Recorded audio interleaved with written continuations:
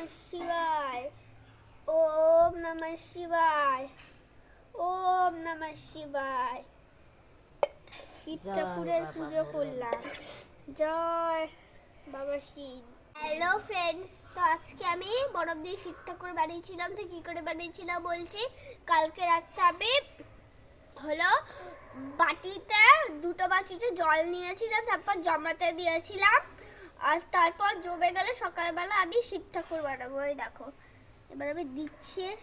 একটা বাটি উল্টো করে দেবো আর একটা বাটি সোজাভাবে। দেখো, এবার একটা গ্লাসে জমাতে দিয়েছিলাম, সেই গ্লাসটা উপর দিয়ে আবার দিয়ে দেবো। দেখো, তারপর বেলপাতা দিয়ে দেবো উপরে।